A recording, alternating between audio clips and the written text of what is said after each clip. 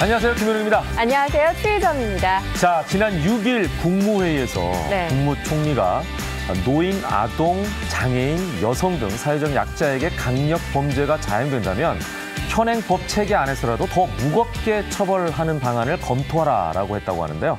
오늘 금요특강 준비되어 있습니다. 실제 사례를 통해 본 노인 범죄의 심각성에 대해서 알려드릴 테니까 많이들 기대해 주시기 바랍니다. 네, 그럼 날씨로 시작해 보도록 하겠습니다. 밤사이 비는 대부분 그쳤다고 하는데요. 자세한 날씨 이 시각 야외 현장 연결해서 살펴보겠습니다. 김혜영 캐스터. 네, 상암동 채널A 앞에 나와 있습니다. 네, 비가 그치고 다시 미세먼지가 짙어진다면서요? 네, 그렇습니다. 미세먼지를 씻겨준 반가운 단비가 지나자마자 이 먼지 농도가 빠른 속도로 짙어지기 시작했습니다. 이미 수도권과 충청 곳곳에서 초미세먼지 농도 나쁨 단계를 나타내고 있으니까요. 오늘 출근길 황사용 마스크 착용하는 게 좋겠습니다. 미세먼지가 다시 찾아온 이유는 국내 오염물질에 중국발 스모그까지 더해졌기 때문입니다. 오늘 서울을 포함한 서쪽 대부분 지역에서 미세먼지 농도 종일 나쁨 단계를 나타내겠고요. 낮에는 전남, 늦은 오후엔 부산과 울산, 경남에서도 먼지 농도가 높아지겠습니다. 실시간 먼지 농도 자주 확인하시기 바랍니다. 비는 대부분 그쳤습니다. 오전까지 경기 동부와 영서, 충북 북부에 5mm 미만의 비가 더 내리겠고요. 그 밖에 내륙엔 산발적으로 빗방울이 떨어질 수 있겠습니다. 내륙 곳곳으로는 안개가 짙게 껴 있습니다. 가시거리가 100m 안팎인 곳이 많아 출근길 안전운전 하셔야겠습니다. 낮부터 하늘은 차차 개겠습니다. 바람은 여전히 강하게 불고 있습니다. 오전까지 해안과 강원 산지를 중심으로 초속 20m 이상의 강풍이 불겠습니다.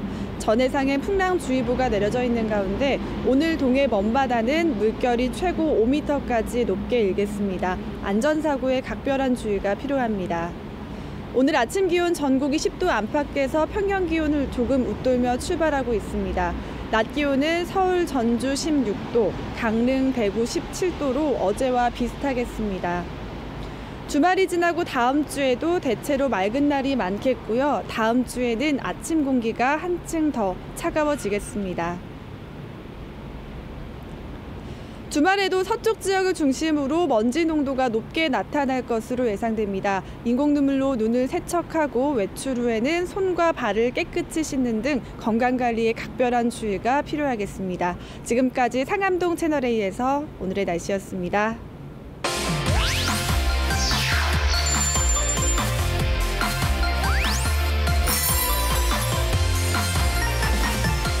생활 속의 다양한 궁금증을 해결해드리겠습니다. 무엇이든 Q&A 시간입니다. 오늘도 정철진 칼럼니스트 나오셨습니다. 어서 오십시오. 네, 안녕하십니까. 어서 오세요. 네, 이제 절기상 입동도 지났는데요. 제대로 겨울 맞이할 수 있는 아주 좋은 정보 가져오셨다면서요? 그렇습니다. 오늘은 월동 준비 특집입니다. 우리가 보통 월동 준비라고 하면 김장을 생각하실 수 있겠지만은 요즘에 월동 준비는 조금 다른 개념입니다. 뭐 의류라든가 이런 쪽으로 많이 가고 있기 때문에 오늘 하나씩 이 월동 준비 현명하게 하는 법을 살펴보도록 하겠습니다. 네, 그래서 저희가 무엇이든 Q&A 사상 가장 긴 시간을 오늘 준비를 했습니다. 기획경제라고 해도 될 정도로 아주 자세하게 알려드릴 테니까 여러분께서 끝까지 함께 하시면서 도움되는 정보 얻어가시면 좋을 것 같아요. 네, 많은 분들이 정말 솔깃하실 것 같은데요. 먼저 가장 좀 저렴하게 물건을 구매할 수 있는 방법부터 살펴볼까요? 네, 그렇습니다. 우리가 가장 먼저 살펴볼 게 이제 그동안에는 이제 12월 쇼핑이다 많이 얘기를 했는데 요즘 같은 경우에는 12월보다 한 달 앞선 11월부터 보통 월동 준비, 즉 유통가가 술렁되기 시작합니다. 그 이유를 좀 봤더니 12월에는 원래 크리스마스도 있고 내년 준비를 해야 되니까 원래 소비가 많습니다. 그러나 11월은 비수기였죠. 그래서 유통에서 조금씩 밀어오면서 우리가 보통 연말 쇼핑, 월동 준비 시즌이다 하면 11월, 12월을 함께 말하는데요. 그 첫 번째로 우리가 살펴볼 것은 바로 이 연말 쇼핑 대란을 노려라.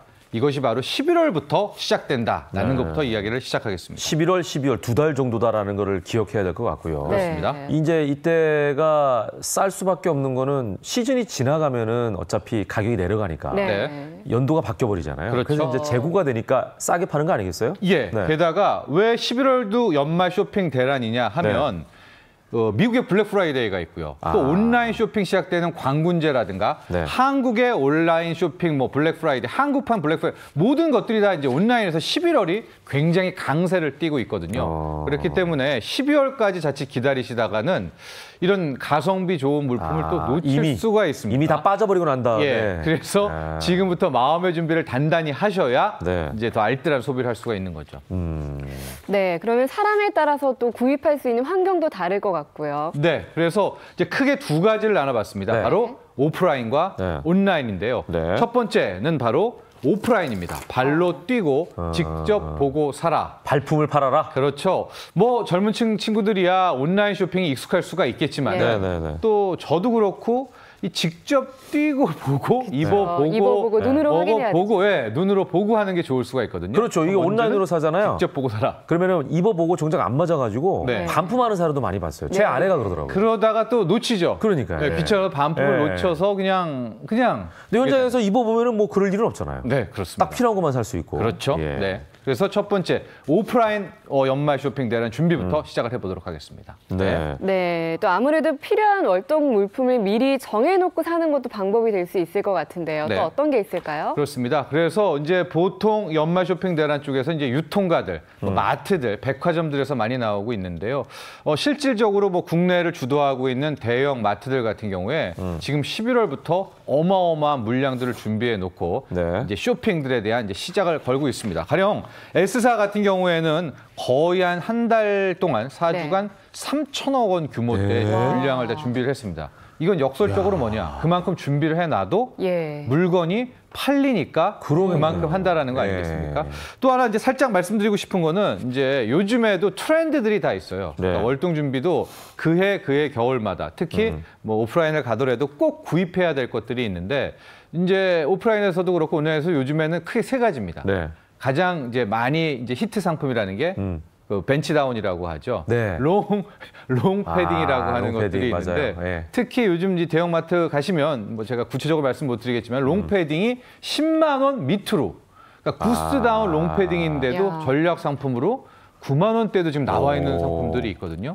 또 하나 이제 얇은 패딩들이라고 하죠. 경량 패딩 같은 경우에는 3만 원대도 지금 3만 원대인데도요. 거위털인데도 지금 나와 있는 경우들이 있습니다. 그래서 한번 직접 가보시면 좋을 것 같다라는 3만 원이면 거위털이 아니라 겨우털 아니에요? 그렇지만 요즘 그 정도로 이제 가격 경쟁력이 나왔다라는 것이고 또 하나 이제 마트들 같은데 오프라인 매장에서 요즘에 강력하게 미는 것이 온수 매트입니다. 온수 매트. 저희가 어제도 온수 매트 청소하는 법 알려드렸는데 사실 친환경 제품 찾는 분들은 전기 매트보다는 온수 매트 활용하시는 분들 많거든요. 그럼요. 전자파가 없으니까. 특히 온수 매트 같은 경우에는 한번 쓰냐 안 쓰냐의 문제죠. 한번 써보면 포기할 수 없다고 그래요. 특히 추위를 많이 타시는 분들은 저 온수 매트가 없으면 겨울을 못 지난다. 뭐 이런 얘기까지도 하고 있는데 그렇게 되니까 지금 마트들이나 오프라인 상점에서는 대거 온수 매트 마케팅에 들어가고 있습니다.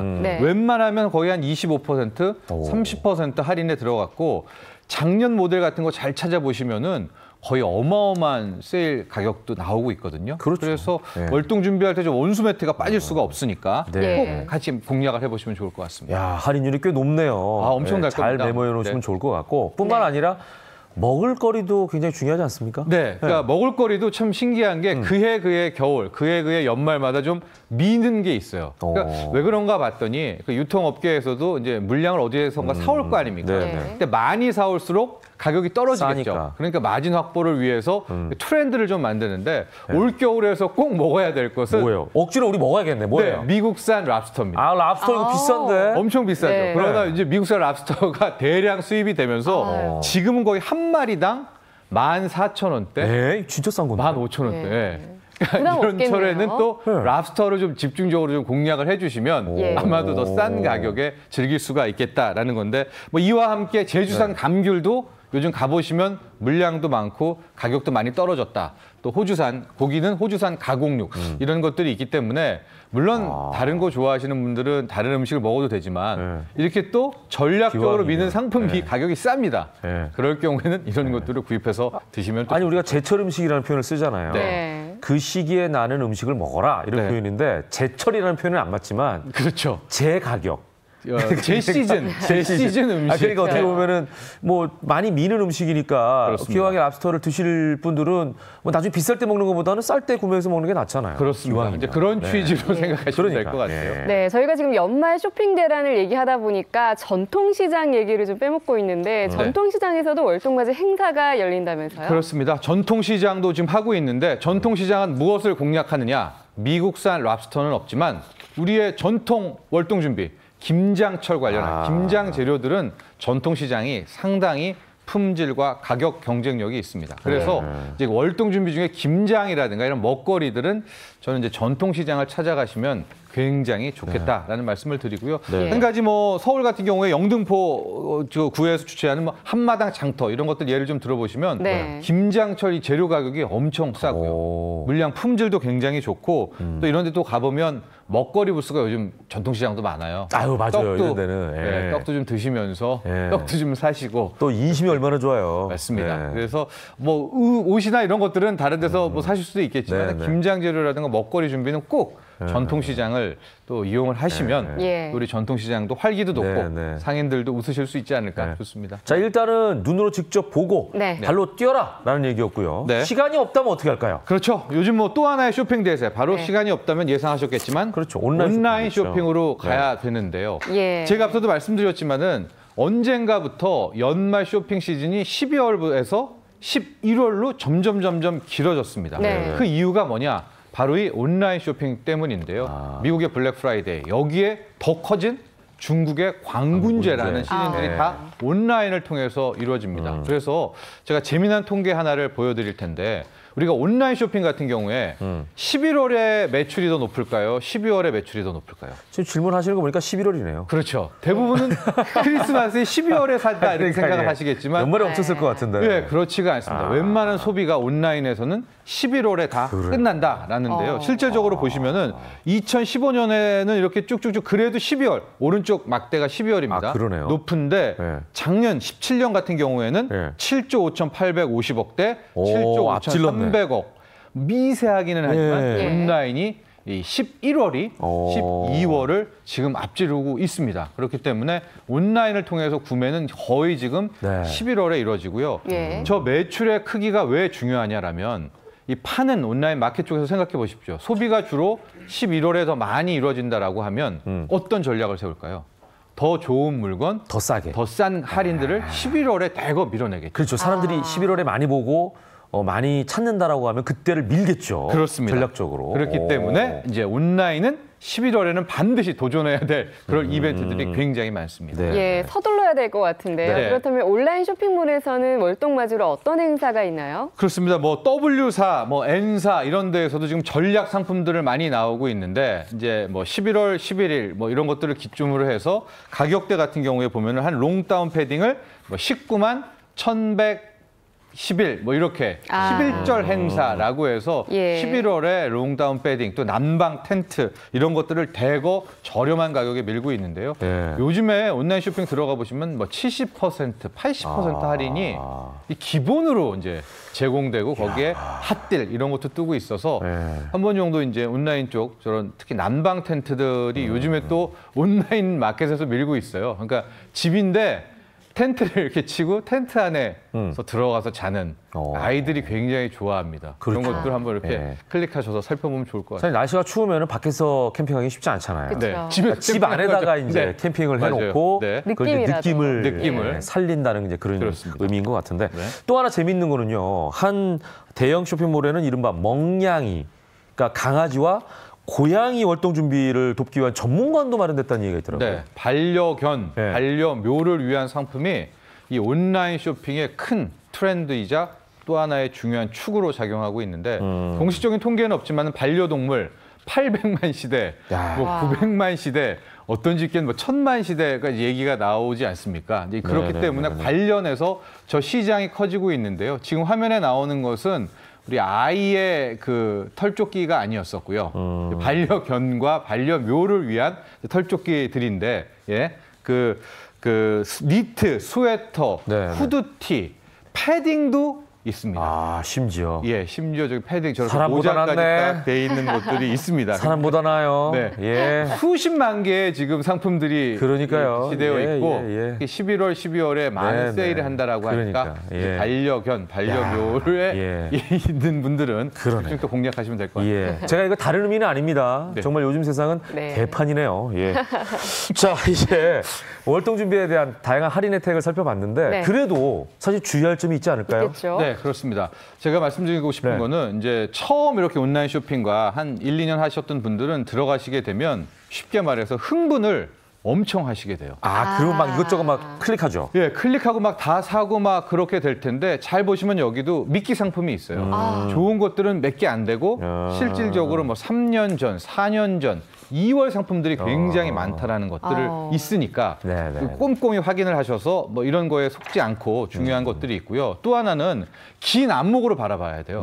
왜냐면 우리가 롱패딩, 롱다운 패딩을 살 때 네네. 10벌 살 수 없잖아요. 그렇죠. 보통 한 벌 사면 네. 꽤 오래 끝인데 네. 그 하나를 먼저 사놓으면 그 뒤에 계속 뜨는 것들을 못한단 말이죠. 신중하게 비교해야 돼요. 예, 그래서 신중하게 하루에도 몇 번씩 온라인 쇼핑 같은 경우에는 들어가셔야 예. 이 제대로 된 쇼핑을 하실 수 있다는 거. 그러니까 오프라인은 발품을 팔아야 되는데 네. 온라인은 눈품을 팔아야겠네요. 하고 온라인을 빨리 자주 클릭하게 봐야 됩니다. 많이 봐야 그러기 돼요. 때문에 네. 하여간 꿀팁은 그러니까. 흥분하지 마시라. 네, 네. 네, 흥분하지 마시라는 말씀 전해드립니다. 네. 네. 자, 이번에는 현명한 월동 준비 꿀팁 두 번째 내용 볼까요? 네, 그렇습니다. 두 번째 같은 경우에는 좀 더 집중적으로 들어가 보도록 하겠습니다. 네. 그래서 나에게 맞는 월동 물품을 고르자라고 해서 이게 중요하죠. 예, 크게 의류와 이불 두 개로 나눠서 더 세부적으로 한번 네. 들어가 보도록 하겠습니다. 네. 아무리 싸더라도 나한테 필요 없는데 살 필요는 없잖아요. 낭비죠. 그죠. 예, 그래서 가장 네. 먼저 살펴볼 것들은 앞서 말한 것처럼 의류 쪽을 먼저 네. 공략을 해볼 네. 텐데요. 의류. 그래서 추위를 이기게 되는 네.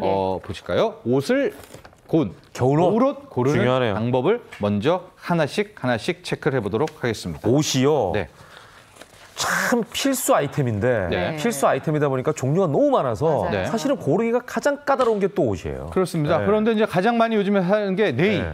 발열 레이가 아, 일단은 겨울 옷 겨울이니까 중에서는 필수 아이템이죠. 상품이 되고 네, 있거든요. 네. 특히 발열 레이 같은 경우에는 이제 한 회사에 뭐 히트 땡이라고 있는데 네, 히트땡. 그거는 이제 초보 상품, 그러니까 대박이 터져가지고 거기서부터 업그레이드된 이 발열 레이가 어마어마하게 많습니다. 저 시장도 넓기 때문에 굉장히 추울 때는 역시 내복을 그렇죠, 입어야 되지 않겠습니까? 그렇죠. 예. 그래서 저 발열 레이 같은 것들도 올해 굉장히 히트 상품이시고 또 좀 몇 번만 좀 검색을 해보시면은 본인에게 맞는 것들을 살피실 수가 있고 예. 네이도 이제 속옷처럼 스타일을 드디어 추구할 수가 있습니다. 그래서 뭐 체크 네이, 땡땡이 네이 이런 것들이 되게 많으니까 네, 네. 네이부터 일단 시작을 해보시죠. 예. 네. 자, 이제 내일을 챙겨 입었으면 겉옷으로 마무리를 해야겠죠. 네, 그렇습니다. 그래서 이제 네. 두 번째, 세 번째 때를 보면은 오리털 대 거위털이라는 첫 번째 컨셉으로 이제 겉옷을 시작을 해봐야 될 것 같은데 이제 패딩을 우리가 고를 때 해당하는 네. 얘기입니다. 그렇죠. 패딩을 할 때 오리털 패딩을 살 것인가 아니면 거위털 패딩을 살 것인가를 놓고 첫 번째 선택을 하셔야 됩니다. 일단은 말이죠. 네. 우리는 진짜 그 보니까 오리털 아니면 거위털인데 도대체 이 두 개의 차이는 뭐지? 이런 건 잘 몰라요. 생각해 본 적이 네. 없어요, 사실. 그렇죠. 아, 이건 오리, 이건 거위, 네. 거위. 이 예. 종류만 다른 거지. 예. 예. 근데 실제로 털이 어떻게 다른지는 생각을 안 해봤네요. 그렇습니다. 오리털은 오리의 털이고요. 네. 거위털은 거위의 거위의 털이겠죠. 털이고 둘 다 따뜻한데 네.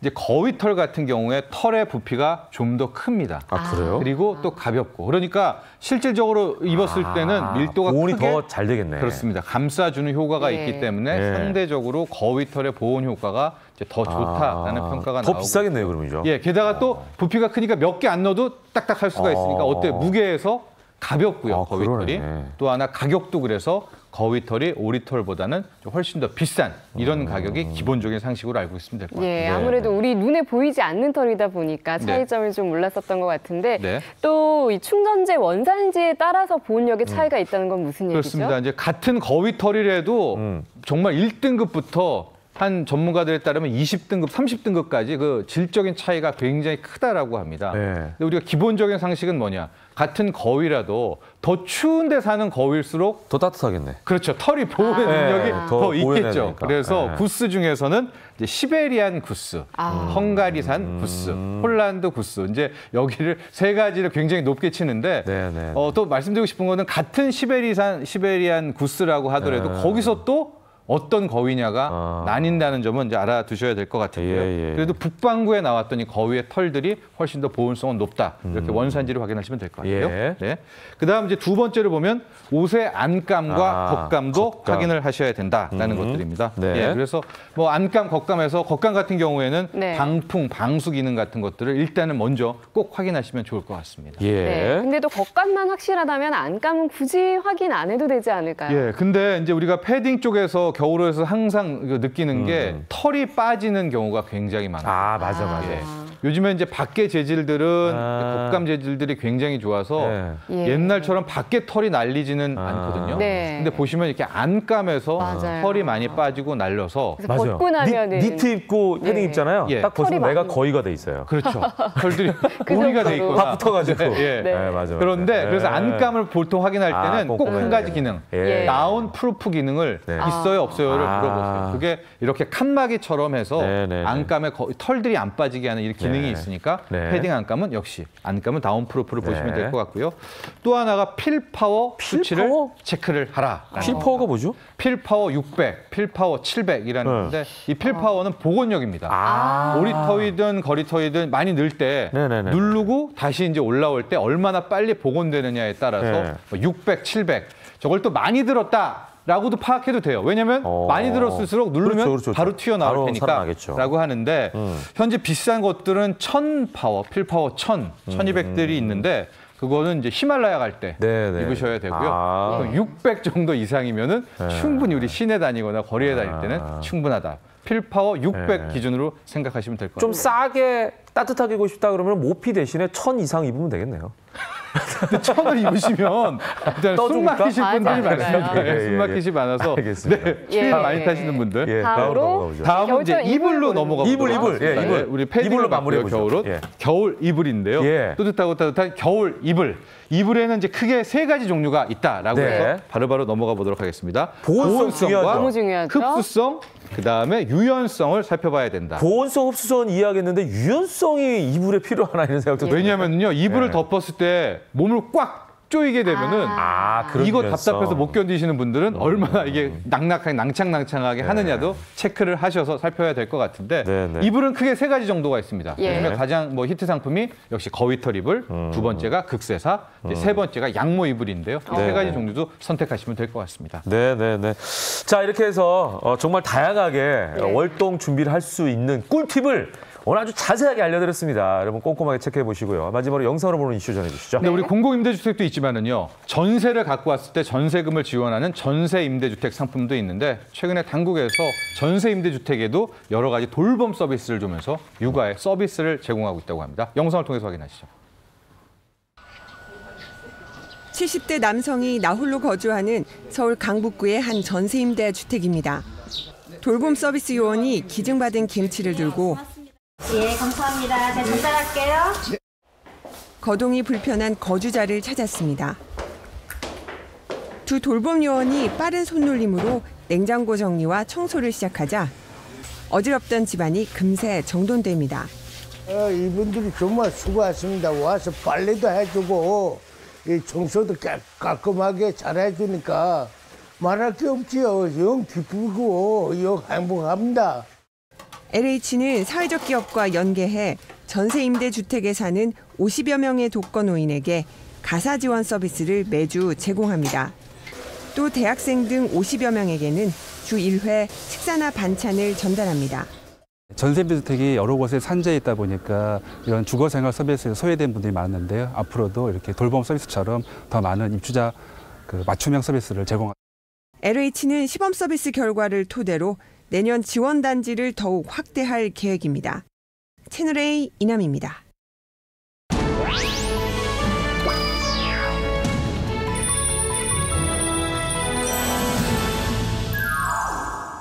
매주 금요일 다양한 분야의 명사를 초대해서 진솔할 이야기를 들어보는 금요 특강으로 함께하고 있습니다. 네. 요즘 뉴스를 보면 흉흉한 사건들이 참 많이 보도되는데요. 네. 계획 범죄부터 묻지마 범행까지 이 사건 유형들이 워낙 다양하다 보니까 여기에 대해서 어떻게 대처해야 되지 막막한 경우가 참 많습니다. 네, 게다가 피해자들도 어린이부터 노인까지 다양해서 네. 전 세대가 조심을 해야 되는데요.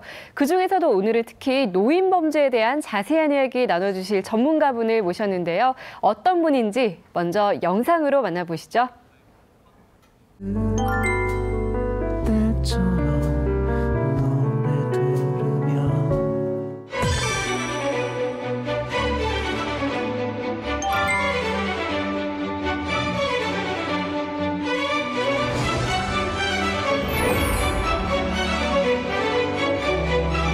대상이 되고 먹잇감이 될 수가 있다라고 하는 것이죠. 자, 친절하게도 음료수를 주니까 할머니께서 오윤성 경찰행정학과 교수 모셨습니다. 어서 오십시오. 안녕하세요.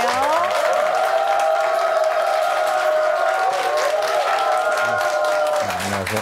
반갑습니다. 네. 자, 진짜 요즘 세상이 참 흉흉하다 이런 표현들을 특히 어르신들이 많이 쓰시잖아요. 그만큼 살기가 팍팍해진 것 같습니다. 그렇습니다. 사건 사고가 참 많죠? 네, 그렇습니다. 예. 자, 오늘은 특히 그중에서도 노인과 범죄라는 제목을 가지고 나오셨네요. 네, 지금 네. 이제 제가 노인과 범죄라고 하는 이 제목을 가지고 나온 것은 네네. 대한민국에 이제 노인 인구들이 많이 급증하고 있고 네네. 그런 상황에서 이제 노인 범죄 피해들도 상당히 많아지고요. 예. 또 노인 범죄도 지금 증가하고 있는 그런 상황입니다. 예. 그럼 이제 이 방송 보시는 분들은 사실 이런 유형들을 좀 보시면 조심하실 수가 있을 것 같습니다. 예. 예. 자, 그럼 여기에 대한 구체적인 강의 큰 박수로 다시 한번 청해 보겠습니다. 네. 여러분 안녕하세요. 순천향대 경찰행정학과 오윤성 교수입니다. 오늘 여러분들에게 말씀드릴 주제는 노인과 범죄가 되겠습니다. 여기 보시면 노인 범죄의 피해와 사례 그리고 노인 범죄의 원인과 사례 이것이 오늘 제가 여러분들에게 강의를 드릴 그 내용들입니다. 사실 이제 노인들 같은 경우는 신체적으로 또는 그 정신적으로 이제 취약한 그런 부분들이 있죠. 나이가 점차 들면 들수록 그런 현상이 벌어지는데 사실은 이제 범죄를 하는 이런 그 가해자들은 노인들의 이 취약점을 아주 교묘하게 파고 들어옵니다. 그래서 그것을 어떻게 이용을 해서 금전적 또는 본인이 원하는 이득을 취할까라고 하는 그런 측면에서 범죄 피해 대상이 될 수 있는 가능성이 높아진다는 거죠. 여기서 보시면은 피해자를 선택하는 요소 중에서 범죄자는 가장 약한 상대를 고르는 겁니다. 그 중에서 이제 여성도 있을 수가 있고 또는 노인도 있을 수가 있고 또는 어린아이가 있을 수가 있었습니다. 그런데 이와 연관해서 우리 노인들의 그 입장에서는 범죄 피해 대상이 될 수 있는 그런 가능성이 상당히 높아졌다. 그렇게 볼 수가 있고요. 또 이제 그 노인 범죄 원인과 사례, 이전에는요, 노인이라 그러면은 범죄 피해라고 하는 것이 이렇게 들어왔습니다. 자연스럽게 결합이 됐는데 요즘에는 노인과 범죄라고 하는 용어가 결합이 되기 시작했어요. 다시 말해서 노인들도 이제 범죄를 저지르는 주체가 되는 그런 그 사회적 현상이 서서히 눈에 띄기 시작했다는 거죠. 거기에는 여러 가지 이제 원인이 있겠습니다만은 뭐 사회 경제적인 원인 그리고 심리적인 원인 여기에 대해서도 제가 한번 살펴보도록 하겠습니다. 자, 그렇다면 이 취약한 노인의 특성이라고 하는 것이 과연 뭐냐? 어떻게 보면요, 이 살아오면서 나름대로의 그 연륜 경험이 있기 때문에 고집이 또 있게 됩니다. 여러분들 아마 그 느끼실 거예요. 옛날에 이제 그 부모님들한테 옆에서 조언을 한다 하더라도 잘 말을 안 들으셔요. 아, 난 지금까지 그렇게 살아왔다. 더 이상 나한테는 잔소리 하지 마라. 이것이 어떻게 보면 이제 고집이죠. 또 하나는 인간관계가 이 주위 사람들하고의 인간관계적인 측면에서 점차적으로 이제 외로움을 느끼는 그런 경우도 많습니다. 거기에다가 뭐 체력이라든가 정신력 그러다 보니까 이제 자연스럽게 이 판단력이라든가 또는 뭐 자신감들이 떨어지게 되고요. 그래서 주위에서 혹시 여러분들 그 배우자들이 계신데요, 뭔가 해보려고 하는 그런 분들이 있을 수가 있어요. 예컨대 뭐 남편분이 뭘 해보겠다라고 한다면 부인들은 옆에서 격려를 해주셔야 돼요. 아, 말리는 게 아니고요? 말리는 게 아니고. 왜 그러냐면 이 흥미를 가지고 뭔가 해보겠다라고 하는 거는 그분은 뭔가 살아있고 활력이 있다는 거죠. 뭐를 하라고 해도 나는 안 하겠다라고 할 때가 문제가 있는 거예요. 보통 이제 그 집안에서 보면은 이 부인들이 남편이 뭐 하겠다라고 하면 또 사고 치려고 그러냐 이런 얘기를 하시잖아요. 그렇죠. 보통 그렇게 생각하죠. 보통 그렇게 하죠. 근데 아주 큰 사고가 아니라면 잔잔한 거라면 뭘 해보겠다 그러면 옆에서 격려를 하세요. 그거 참 좋은 거다. 내가 옆에서 지켜보겠다. 이러면은 그 활력이 본인의 어떤 그 건강과 차후의 생활의 활력하고 직결되는 그런 상황이 됩니다. 특히 이제 그 노인분들 같은 경우는 지금은 좀 많이 좀 달라졌습니다만 이 IT 기기 이런 것에 대해서 좀 약하시죠? 어떻습니까? 집에 가시면은 다 이게 컴퓨터 다 이렇게 뭐 본인들이 운용하시고 하십니까? 어렵죠? 그러면 이제 통상 뭐 자녀들에게 야 일로 좀 와봐, 네가 한번 해봐라. 이제 이렇게 해가지고 이제 주로 도움을 청하는 경우가 많은데 이런 여러 가지 IT 기기 사용이 어렵기 때문에 그 틈을 또 파고 들어옵니다. 요 그림을 보면서 한번 설명을 해드리겠습니다. 특히 이제 노인분들이 많이 당하시는 범죄 피해 중에서 이 사기 전화가 있습니다. 보통 보면은 뭐 안전계좌로 돈을 이체를 하라든지 또는 뭐 싼 이자로 대출을 해줄 테니까 수수료를 먼저 보내달라든지 그다음에 이런 경우가 있어요. 사실 그 할머니 할아버지들에 있어서는 손자가 얼마나 귀중한 그 존재입니까? 근데 손자가 납치가 됐다. 이런 그 전화를 받으면 그 순간에 본인이 뭔가 판단을 할 수 있는 그런 정신적인 여건이 안 돼 버려요. 그러니까 호둥지둥하면서 돈을 붙이는 그런 경우에 또 이제 제일 소중한 게 자식인데 아드님이 교통사고 났다. 이런 얘기들. 그리고 이제 요즘에는 어떤 게 있냐면 지금 그 금융감독원이라든가 검찰이라고 이제 사칭을 하면서 전화를 해서 지금 은행에 있는 돈이 굉장히 위험하니까 빨리 그걸 뽑아서 냉장고 안에다가 집어넣어 주세요라고 합니다. 식료품도 아닌데. 네. 왜 그러냐면 옛날에는 쌀독에다가 집어넣었었어요. 근데 요즘에 쌀독이 없잖아요, 별로. 그러니까 냉장고에 집어넣어 주세요. 요즘엔 좀 더 이제 진화가 돼가지고 김치 냉장고에 집어넣어 주세요. 이렇게 얘기를 합니다. 그 얘기를 듣고 은행에서 돈을 찾아가지고 당장 자기 손에 보이고 자기 눈에 보이는 거니까 안심이 되는 거죠. 그런데 그 집을 딱 타겟을 삼아가지고 들어가서 냉장고 안에 있는 돈을 빼나가는 그런 수법도 사용을 하고 있습니다. 예전에 이제 여러분들 이런 말씀 많이 들었죠. 할머니들 은비녀 뽑아간다. 네, 할머니들 은비녀 많이 뽑아갔어요. 그때도 똑같은 수법이었어요. 음료수에다 약을 타가지고 할머니 목마르시죠?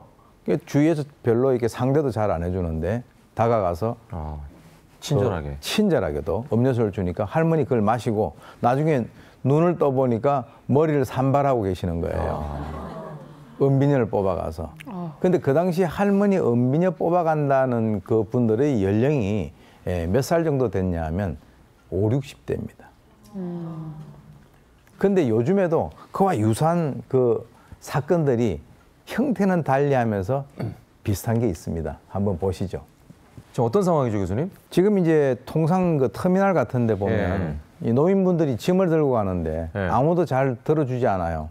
그런데 어떤 사람이 접근해가지고 친절하게도 제가 들어드리겠습니다. 라고 하니까 참 고마운 거죠. 그래서 이제 뒤에 따라갑니다. 따라가는데 통상 이제 노인분들이 귀금속을 차고 계신 경우가 많아요. 그러니까 지금 현재 차고 계신 그 귀금속이 가짜 같은데요? 라고 얘기를 합니다. 그러면 순간적으로 아니 내가 지금까지 가짜를 차고 있었나? 이런 생각이 드는 거예요. 왜 그러냐면 벌써 이 피해자분, 즉 노인분의 머릿속에는요. 이 사람은 좋은 사람이다라고 하는 각인이 박혀 있어요. 내 손해 가는 걸 봤으니까, 그죠? 그렇죠. 내 짐을 덜어줬기 때문에 이 사람은 좋은 사람이다. 근데 그 사람이 내가 차고 있는 귀금속을 보고 이거는 가짜 같은데요. 제가 한번 봐드릴게요. 그러면은 자기도 모르게 풀어줍니다. 그렇겠죠. 풀어주는 순간에 그 소유권은 그 사람에게 넘어갑니다. 들고 다른 데 가버리니까요. 자, 또 이제 다른 걸 하나 보도록 하겠습니다. 친한 척 접근해서 소매치기를 하는 방법인데요. 네. 주로 이제 남성들에 대해서 많이 사용을 합니다. 주위에 가서 혹시 저희 아버님 친구분 아니세요? 라고 물어봅니다. 그러면 이 노인분의 머릿속에는 내 친구의 아들이라고 각인이 돼버려요. 그러니까 내 친구의 아들은 나의 아들하고 같은 개념이 돼버리는 거죠. 그래서 이렇게 주저주저 하고 있을 때 저쪽에 가게 되면 우리 아버님이 카페에서 기다리고 계십니다. 그러면서 정신없는 틈을 타서 소매치기를 하는 겁니다. 저런 이제 수법들도 있는 것이죠. 여러분들 나이가 드시면 제일 관심 사항이 어떤 게 있습니까? 건강이죠. 건강이 최고다라고 하는 얘기 하지 않습니까? 이 노인 대상 범죄 중에서 이 건강식품과 연관돼 가지고 2013년에서부터 2015년까지 이렇게 쭉 보게 되면 지속적으로 저렇게 증가를 하고 있습니다. 처음에는 저 물건을 바로 비싼 물건을 사라고 하지 않아요. 처음에는 이제 거기에 오시면 뭘 준다라고 합니다. 노인분들은 어디 가서 뭘 준다 그러면 그래도 내가 오늘 하루 있으면서 저쪽에 가서 뭔가를 좀 받아가야 되겠다 이런 생각이 있으니까. 근데 이 세상에 공짜가 없어요. 정말 공짜가 없습니다. 일단 받으면 거기 앉으셔가지고 그 얘기를 들어야 돼요. 물론 그것만 받고 나오실 수도 있는데 보통 노인분들이 그게 양심에 찔려서 금방 못 나오세요. 앉아 계시죠. 그럼 일단 그 안에 들어가서 앉아 있는 상황이 된다면 범행 대상이 될 수 있는 가능성이 상당히 높아지는 거죠. 그때부터는 아버님, 어머님하고 아주 정말 살갑게 대합니다. 자기 자식보다도 더. 그리고 이 약을 또 이 식품을 사지 않으면 나는 바로 죽을 것 같아요. 이 기구를 사야만 바로 허리가 나을 것 같아요. 그래서 꾸깃꾸깃 집어넣었던 자식들로부터 용돈을 받았던 것이 다 나오게 됩니다. 나중에 보면은 이것이 이제 자식들에게 들키게 되면 어머니 이거 또 사셨어요? 지금 저 안에 있는 거 있는데 이런 여러 가지 사기들도 판을 치고 있습니다. 다음은 이제 지금까지 말이죠. 이런 좀 금전적인 손해를 보는 거는 그나마 나은 겁니다.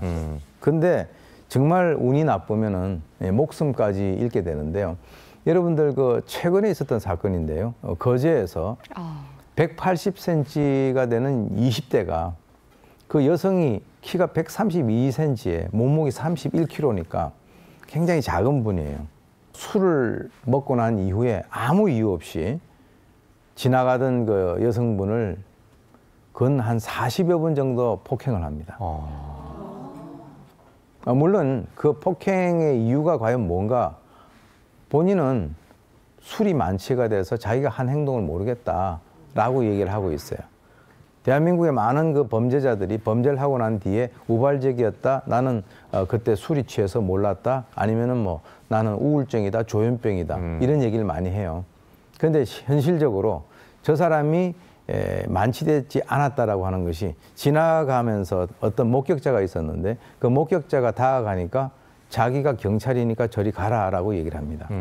그는 어떤 의미냐면 본인이 하는 이 행동이 경찰이 만약에 보게 된다면 문제가 될 수 있는 행동이라고 본인 스스로가 인식을 하고 있었다는 거예요. 그래서 결국 저 피해자는 5시간 만에 이제 사망을 하게 되는 거죠. 그래서 만약에 저 남성이 이 작은 그 체구에 나이 든 이 여성이 아니고 거구의 남성에 대해서 저런 공격을 했을까라고 본다면 범죄자들은 약한 상대를 철저하게 선택을 한다라고 우리가 알 수 있습니다. 다음은 이제 금전과 관련된 건데요.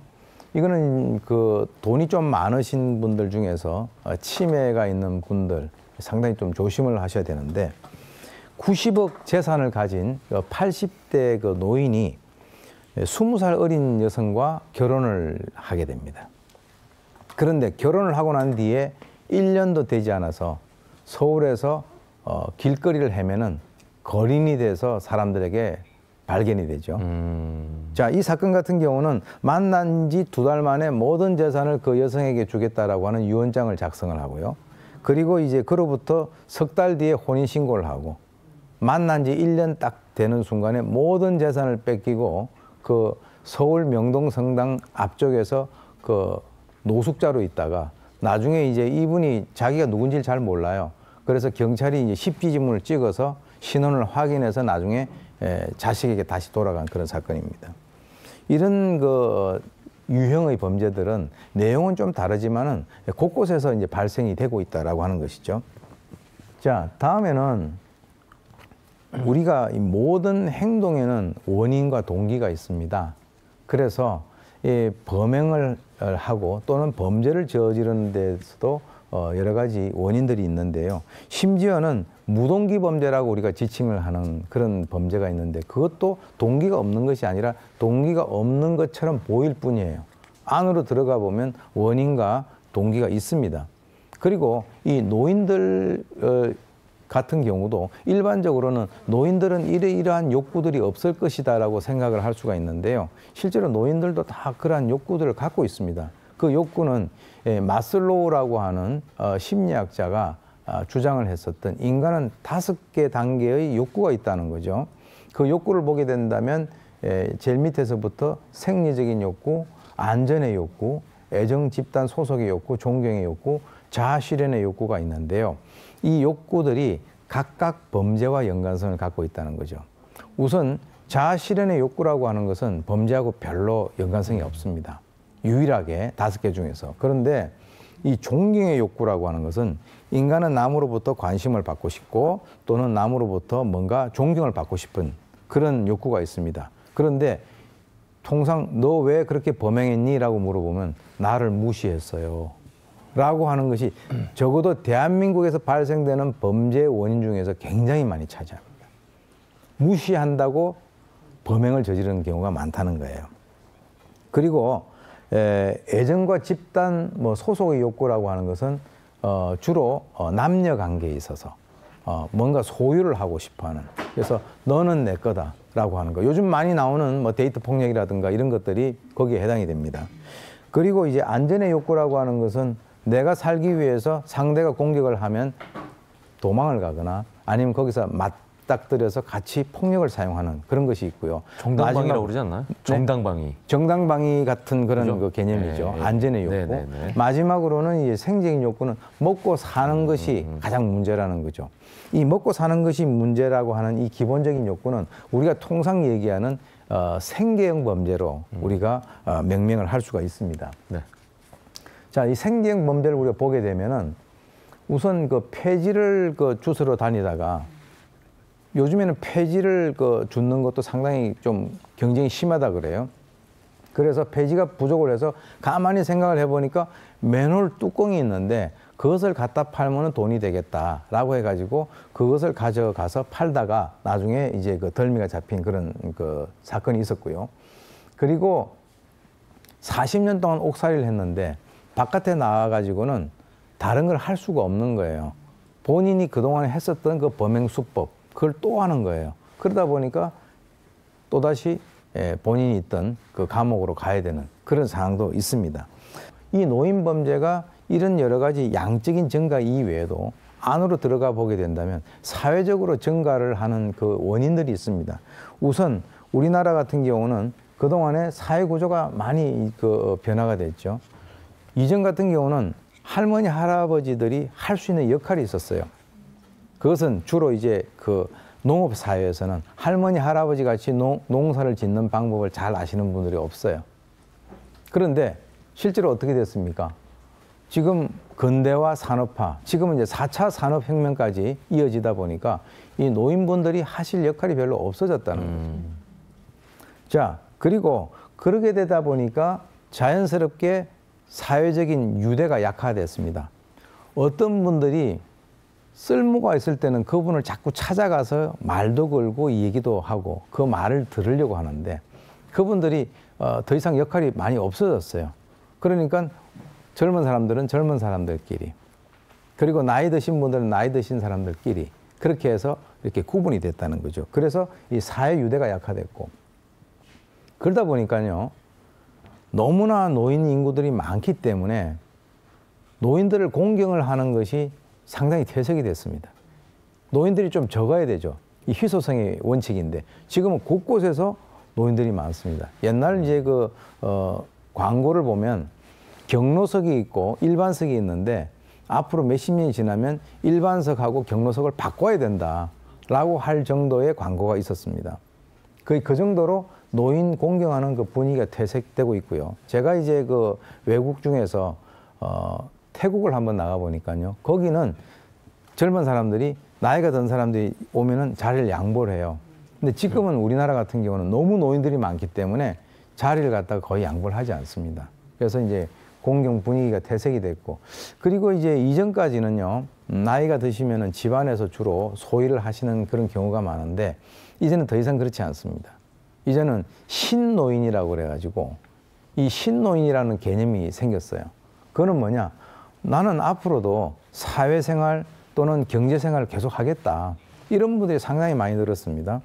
그리고 이제 거기에 따라 가지고 또 배우자와 헤어지거나 또는 사별하는 이런 경우에도 옛날에는 그냥 나이 든 사람이 뭘 또 결혼을 해라고 했는데 지금은 결혼을 하겠다라고 하는 분들도 많이 증가하고 있고요. 노인들 결혼을 전문으로 하는 그런 업체들도 현재 생기고 있다라고 한다면 이 여러 가지 어떤 노인청에 있어서의 커다란 변화가 있다라고 우리가 볼 수가 있겠죠.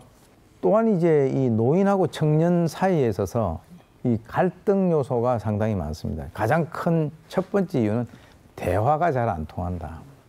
그럼 나이 드신 분들은 그렇게 얘기하시죠. 너희들도 늙어봐라. 이렇게 얘기를 하죠.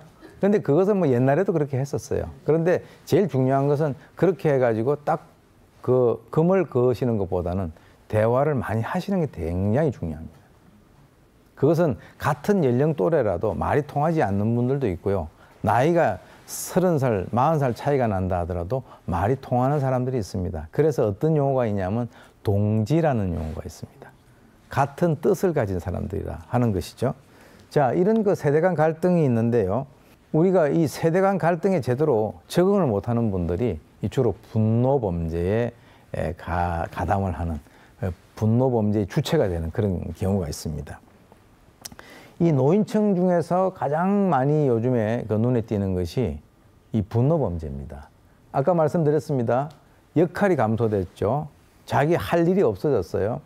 그리고 옛날 아버지 세대에는 우리가 그렇게 뭔가 존경을 하고 자리도 양보를 해주고 했는데 더 이상 그게 없습니다.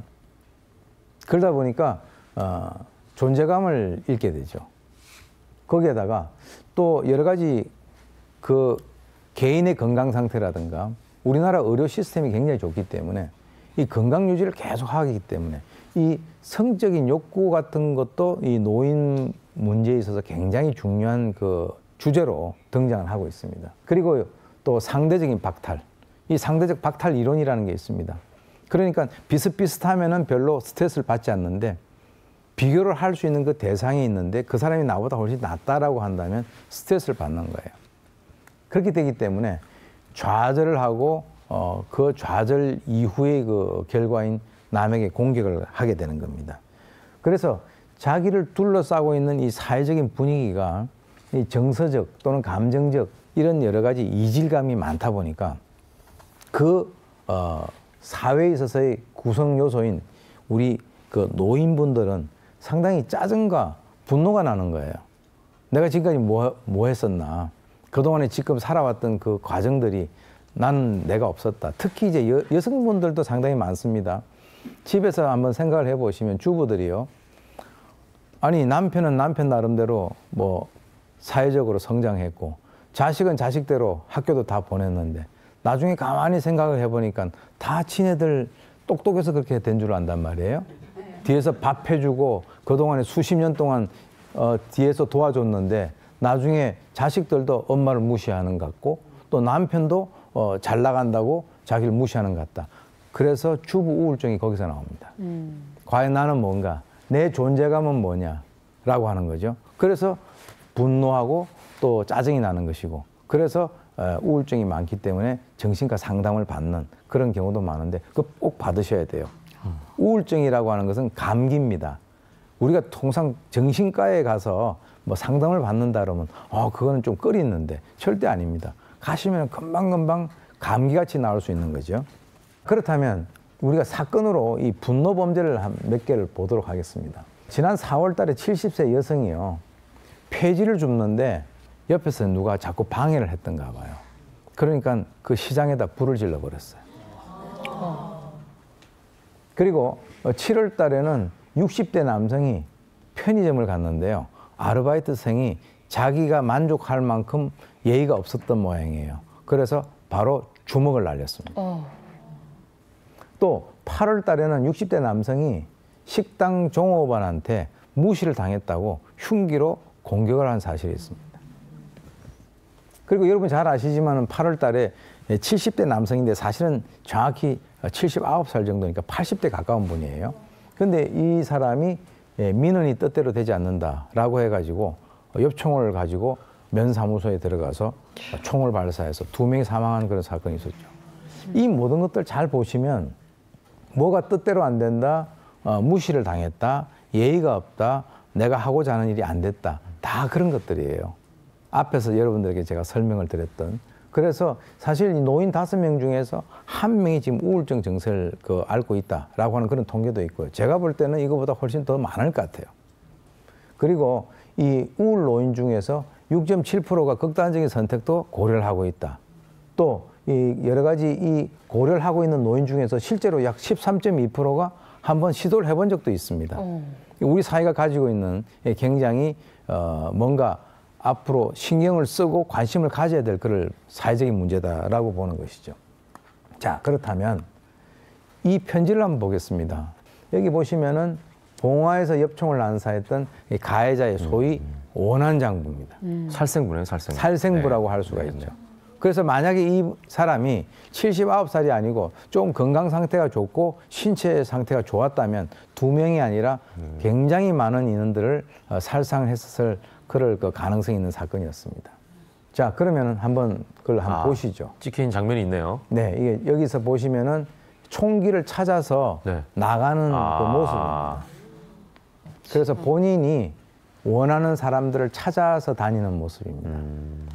면사무소에서 뭐 총을 발사하고 주위에 있던 사람들에게 제압을 당했기 때문에 2명으로 끝났지. 실제로는 본인이 적어놨던 명단들을 보면은 2자리 숫자입니다. 끔찍하네요. 그래서 본인이 가장 중요한 거는 저 사람이 경기도 쪽에서 살다가 봉화 지역에 아는 후배가 있었어요. 그 후배가 같이 좀 선배님 같이 살자라고 권유를 했기 때문에 이제 그쪽으로 갔는데요. 그쪽에 갔는데 자기 부인하고 같이 갔어요. 근데 이제 부인은 나중에 이제 뭐 요양병원으로 가고 그 후배는 또 세상을 떠나고 그러니까 이제 혼자밖에 남지 않았죠. 만약에 주위에 사람이 있었다면 저렇게 극단적인 선택을 하지는 않았을 것이다. 정말 중요한 것이 인간이라는 그 동물은 사회적인 동물이기 때문에 혼자서 살 수가 없어요. 누군가 옆에서 같이 관심을 보여주고 이 얘기를 해주고 해야만 이 세상을 뜰 때까지 본인이 제대로 살 수가 있는 거예요. 그 다음에 이제 또 하나는 숭례문 방화 사건입니다. 사실 이 숭례문이라는 건요. 임진왜란과 6.25 때도 불에 안 타고 살아남은 우리의 국보 1호입니다. 그런데 그것이 바로 한국 국적을 가진 사람에 의해서 완전히 잿더미가 됐죠. 그런데 숭례문 방화 사건이라든지 또는 그 봉화에 있는 엽총 살해 사건, 이 모든 것들이 다 범행의 주체가 누구냐? 노인이라는 겁니다. 그런 의미에서 지금 2018년 현재 한국에서의 그 노인 범죄도 노인 범죄 피해 못지않게 굉장히 중요한 그 주제로 관심이 되는 그런 상황입니다. 다음은 이제 그 상주 사이다, 상주에 농약을 넣은 사이다 사건인데요. 지금까지는 나이가 들은 80대 할머니는 범행을 하지 않는다라고 생각을 했었어요. 근데 그것을 여지없이 깨버린 것이 이 사건입니다. 처음에 이 사건이 발생됐을 때 많은 사람들이 아니 80대 넘은 그 할머니가 저런 일을 하겠느냐라고 생각을 했어요. 근데 나중에 그 과학 수사에 의해서 본인이 했다라고 하는 그 범행 사실이 하나하나 다 밝혀졌거든요. 국민 그 배심원제를 그 신청을 했는데 결국 최종적으로는 무기징역을 선고받고 지금 복역 중인데 그 당시에 가장 그 원인이 뭐였냐? 100원짜리 고스톱을 치는데 그와 관련돼서 갈등이 있었어요. 그런데 그 한 사람만 만약에 그 독극물을 주게 되면은 범인으로 바로 몰릴 수 있다라고 하는 그 생각에 같이 있던 사람들을 다 범행 대상으로 삼았다는 거죠. 그리고 119에서 그 사람들을 데리러 왔을 때 그 사람들의 상태가 아직 사망하지 않은 상태이기 때문에 119가 들어가지 못하게 막았던 그런 사실도 있는 거죠. 그걸 보게 되면은 여성이건 남성이건 간에 나이를 많이 먹고 적고 먹고 간에 개인이 가지고 있는 어떤 그 분노, 질투, 범행 어떤 그 욕구 이런 것들은 가지고 있다라고 보는 것이 가장 합리적입니다. 자, 그렇다면 제가 지금까지 여러분들에게 쭉 말씀을 드렸는데요. 우리가 뭐 범죄 피해를 뭐 줄이고 또 실제로 어떤 범죄 주체가 되지 않는 그런 여러 가지 그 방법들이 과연 뭐가 있을까? 네. 그렇게 간단하지가 않습니다, 사실은. 왜? 그게 그렇게 간단하면은 제가 여기 나와서 강의를 할 필요가 없었겠죠. 그런데 범죄 피해로 벗어나고 또는 이제 자기를 스스로 잘 다스려서 범죄자가 되지 않기 위한 최소한의 말씀을 제가 드리려고 하는데요. 일단 기본적인 것부터 말씀을 드리면 나이가 들어감에 따라서 점차적으로 자기 발로 걸어 다니고 몸에 커다란 이상이 없다라고 하는 것 자체가 감사해야 될 일입니다. 그래서 우리가 분노하고 이 감사라고 하는 것은 양극에 있습니다. 감사를 하게 되면은 화가 안 일어나요. 그리고 위험한 상황과 시비를 피하기 위해서는요. 우리나라 같은 경우는 주위 분들에게 나이가 조금 많으면 반말을 하시는 분들이 많아요. 내가 반말을 해야만 저 사람보다 위에 있다라고 생각을 하시는 경우가 많습니다. 그런데 실제로 젊은 분들한테 한번 물어보세요. 반말하지 않고 높여주면요. 그분들이 딱 뒤에서 정말 멋있는 사람이다라고 얘기를 합니다. 근데 우리는 내가 보니까 내 자식하고 나이가 비슷하니까 자식 대하듯이 편하게 나는 반말한다는데 그 사람들은 자식이 아니거든요. 그리고 아이들 같은 경우도 결혼을 하게 되면 옛날에는 결혼하기 전에는 반말했지만은 아이의 아버지가 되면 아범마라고 얘기합니다. 어른들이. 반말하지 않아요. 그래서 이 반말하는 거는 뭐냐면 저 사람이 나보다 나이가 상대적으로 적을 뿐이지 어린 것이 아니에요. 절대적으로 어린 것은 10대 때. 그 정도가 지나면은 다 성인으로 존중을 해주는 것이 바로 위험한 상황, 시비를 피할 수 있습니다. 어차피 인간은 뭐 사회적 동물이기 때문에 취미를 살리고 주위 사람들하고 지속적으로 교감을 하셔야 됩니다. 고립이 되어 있으면 범죄에 굉장히 취약해집니다. 그래서 누가 주위에 있는 뭐 언니, 그리고 뭐 같은 동네에 있는 형, 동생 이런 사람들이 지속적으로 교류를 하면서 과연 어떤 문제가 있는지 없는지라고 하는 것이 굉장히 중요하고요. 또 하나는 그것은 이제 사적인 관계지만 공적인 관계가 대한민국이 이게 정말 잘 돼 있어요. 지방자치단체 시설, 사회복지 이게 정말 잘 돼 있습니다. 정말 외국에 있는 뭐 선진국들 뭐 크게 우리가 부러워하고 그렇게 할 이유가 전혀 없어요. 그것은 여러분들이 그 시설을 잘 이용을 하시고 사회복지 공무원들을 적극적으로 활용을 하셔야 됩니다. 그렇게 하게 되면 생동감이 넘치고 주위 사람들하고 인간관계가 넓어지고 활발해지고 또 주위 나이가 어린 사람들에게 아주 매너 있게 대하면 그분들이 또 오는 좋은 길을 또 받고 이렇게 하시면서 여러분들은 범죄 피해 또는 그 범죄 주체 이런 것이 되는 여러분들이 남아있는 이 여생이라고 하는 것이 굉장히 소중한데 그 틈을 이 범죄가 파고 들어오는 것을 막을 수 있는 굉장히 좋은 그 방법이 될 수 있다라고 하는 것이죠. 네. 자, 지금 노인과 범죄에 대해서 오늘 특강을 해주셨는데요. 네. 마지막으로 좀 이런 말씀 드리고 싶네요. 제가 이제 초고령 사회에 접어들다 보니까 여기에 대한 심각성을 가지고 오늘 이런 말씀을 해주신 것 같은데 문제는 이제 예비 노인들. 중장년층도 언젠가는 노인되지 않습니까?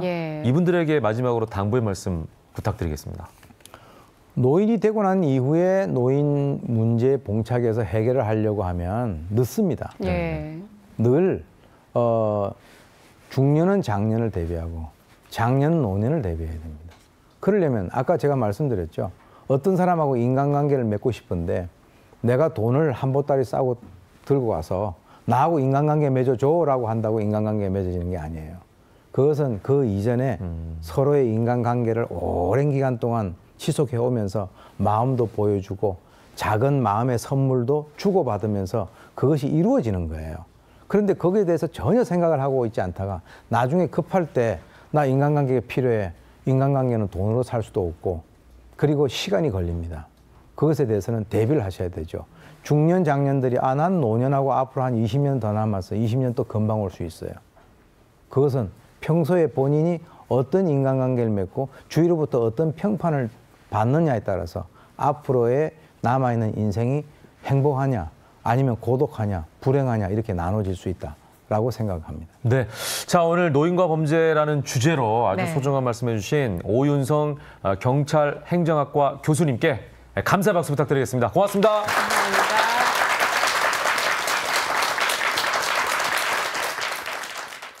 짧은 소식 하나 전해드리겠습니다. 착한 소비로 결식 우려 아동을 도울 수 있는 2018 행복 얼라이언스 데이 플리마켓이 지난 10월 부산에 이어 다가오는 11월 10일 내일이죠. 토요일 서울 세종대 대양홀 앞에서 열립니다. 약 50개의 사회적 기업이 오후 12시부터 오후 6시까지 패션 의류와 소품, 인테리어 소품, 아동 제품 등 다양한 상품을 판매하고요. 마리몬드 등 인기 있는 사회적 기업 제품도 직접 만나보실 수 있습니다. 수익금 일부는 결식 우려 아동을 돕는 사회적 기업 행복도시락 사회적 협동조합에 기부됩니다. 이 외에도 대양홀 내부에서 일상 속 나눔과 아동 삶의 질 향상에 대해 유현준 건축가를 비롯해서 가수 보아, NCT 드림 등 저명 인사와 아티스트들의 콘서트가 펼쳐지는데요. 플리마켓에 오시면 이벤트를 통해 콘서트 티켓도 증정한다고 하는군요. 참여와 소비만으로도 어려운 아동을 도울 수 있는 이번 행사에 시청자 여러분의 많은 관심 부탁드립니다. 생방송으로 함께했습니다. 김현욱의 굿모닝 11월 9일 금요일 순서는 마칩니다. 점점 쌀쌀해지네요. 월동 준비 잘 하시길 바라겠습니다. 네, 더불어 이번 주말 미세먼지 대비도 잘 하시길 바랍니다. 저희는 다음 주 월요일 아침 8시에 찾아뵙겠습니다. 행복한 주말 만드십시오. 고맙습니다. 감사합니다.